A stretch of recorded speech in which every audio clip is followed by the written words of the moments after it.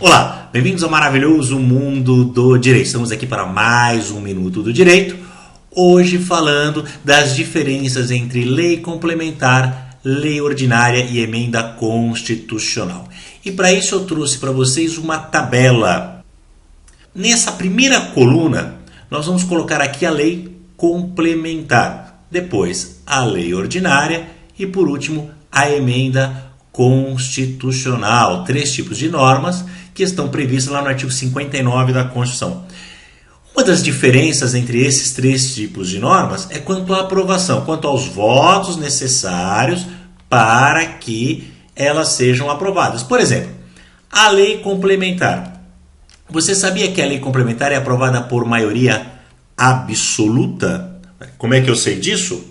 Eu fui lá no artigo 69 da Constituição Federal. E lá é que diz que as leis complementares serão aprovadas por maioria absoluta. Agora você vai dizer assim, mas e dá algo? E daí? O que é uma maioria absoluta? Olha, vamos colocar aqui no cantinho da nossa tela o Senado Federal. Você sabe que o Senado Federal tem 81 senadores, 81 componentes, 81 membros. E vamos imaginar, né, que hoje, por um milagre, foram trabalhar 63 senadores. Então nós temos 81 membros, mas apenas 63 presentes. O que é a maioria absoluta? É a maioria dos membros, ou seja, a maioria de 81. É o primeiro número inteiro acima da metade dos membros. 81 membros, metade, 40,5 membros. Primeiro número inteiro acima da metade, 41 membros. Ou seja, lá no Senado Federal, para se aprovar uma lei complementar, um PLC, um projeto de lei complementar, nós vamos precisar sempre de 41 votos. É um número que não vai mudar nunca. E a lei ordinária? A lei ordinária é aprovada por maioria simples, também chamada de maioria relativa. O que é maioria simples ou maioria relativa? Dá igual. É a maioria dos presentes, a maioria dos votos, daqueles que foram lá naquele dia. Então, por exemplo, um projeto de lei ordinária no Senado, nesse dia que foram trabalhar só 63 senadores, primeiro número inteiro, acima da metade dos votos, acima da metade dos presentes. 63 dividido por 2, e aí nós arredondamos para o primeiro número inteiro acima da metade. Então, se fosse um PLO, um projeto de lei ordinária, precisa de 32 votos. Como é que eu sei isso? Artigo 47 da Constituição. Porque o que é que diz o artigo 47? Vamos ver. Salvo disposição constitucional em contrário, as deliberações de cada casa do Congresso Nacional e de suas comissões serão realizadas pela maioria dos votos, vírgula, presentes a maioria absoluta de seus membros. Mas veja o que diz aí. Salvo disposição constitucional em contrário, quer dizer, a não sei que a Constituição diga algo em contrário, as deliberações de cada casa do Congresso, Câmara e Senado serão realizadas pela maioria dos votos. Então a regra é essa. Funciona assim. Sempre que você estiver lendo a Constituição e lá no texto da Constituição não disser quantos votos são necessários, é a maioria dos votos. Não é assim que se faz? Quando você vai fazer uma votação lá, quem quer comer pizza hoje? Vota quem está presente. A regra é essa. Em nenhum momento da Constituição ela diz quantos votos são necessários para a lei ordinária. Então cai na regra a maioria dos votos, chamada de maioria simples ou relativa. Já a emenda constitucional, ela é aprovada por maioria qualificada de 3/5. Então são necessários 3/5 dos membros da Câmara e 3/5 dos membros do Senado. É mais do que a maioria absoluta? É mais do que a maioria absoluta. E qualquer maioria acima de maioria absoluta, que seja um número maior do que a maioria absoluta, nós chamamos de maioria qualificada. A Constituição trabalha com 2 maiorias qualificadas. Maioria qualificada de 2/3 e, para aprovação da emenda, maioria qualificada de 3/5. Só lembrando que são 2 votações em cada casa. 2 na Câmara e 2 no Senado. Então, para uma proposta de emenda constitucional, uma PEC, ser aprovada no Senado, nós vamos precisar de 41 209 votos. Isso está lá no artigo 60, parágrafo 2º da Constituição Federal. Uma outra diferença é a matéria, o assunto. Porque, veja, é bem mais fácil fazer uma lei complementar do que fazer uma lei ordinária. Mas quando é que eu vou fazer uma lei complementar?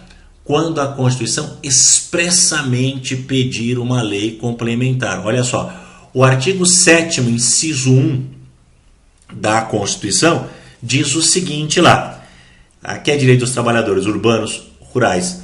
A relação de emprego protegida contra despedida arbitrária ou sem justa causa nos termos de lei complementar, que preverá indenização compensatória, entre outros. Veja, tá vendo aí, ó, lei complementar. A Constituição pediu uma lei complementar. E é neste caso que o Congresso vai fazer uma lei complementar. Quando a Constituição pede. E só quando ela pede. Então, se faz lei complementar naqueles casos expressamente previstos na Constituição. Por isso, nós dizemos que a matéria da lei complementar tem uma reserva constitucional expressa. Ou seja, a Constituição reserva expressamente determinadas matérias à lei complementar. E a lei ordinária? A lei ordinária fica com o resto. Naqueles casos em que a Constituição não pede lei complementar, nós fazemos lei ordinária. Vejam, artigo 5º, inciso 13 da Constituição. O que diz o artigo 5º, inciso 13? É livre o exercício de qualquer trabalho, ofício ou profissão, atendidas as qualificações profissionais que a lei estabelecer. Está vendo aí? Lei. Só lei. Então, quando a Constituição diz nos termos da lei, na forma da lei, a lei, sem definir que tipo de lei, é porque é lei ordinária. Então, a matéria da lei ordinária é tudo aquilo que não for matéria de lei complementar. Tudo aquilo que não for para a lei complementar fica para a lei ordinária. Por isso nós dizemos que a lei ordinária tem uma matéria residual. É o resto. Ok? E a emenda constitucional? Qual é a matéria da emenda constitucional? Bom, a matéria da emenda constitucional é suprimir, quer dizer, diminuir, acrescentar artigos à Constituição ou modificar o texto constitucional. É isso que uma emenda constitucional faz. Ela suprime, revoga artigos, por exemplo, incisos da Constituição. Ela acresce, pode acrescentar artigos, incisos, alíneas à Constituição. Ou ela altera o texto da Constituição. Ela muda o texto da Constituição. Essa é a função da emenda constitucional. A matéria da emenda, então, é a Constituição. E uma última diferença é quanto à sanção. O que é a sanção? É a concordância do presidente a um projeto de lei. A sanção está prevista lá no artigo 66 da Constituição. E lá você vai ver que a casa na qual for concluída a votação enviará o projeto de lei ao presidente da República que, aquiescendo, quer dizer, concordando, aceitando, o sancionará. Veja que está escrito aí, projeto de lei. Então, lei complementar é submetida à sanção do presidente da República? Sim. Lei ordinária, projeto de lei ordinária, passa pela sanção do presidente da República? Sim.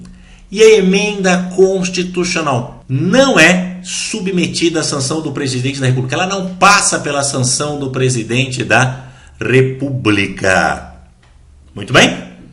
Essas são as diferenças entre a lei complementar, a lei ordinária e a emenda constitucional. Então, a lei complementar não é aquela que complementa, é aquela que é aprovada por maioria absoluta e tem a sua matéria reservada expressamente pela Constituição. E a lei ordinária é aquela aprovada por maioria simples que tem uma matéria residual na Constituição. Nos vemos no próximo vídeo. Até lá e bons estudos!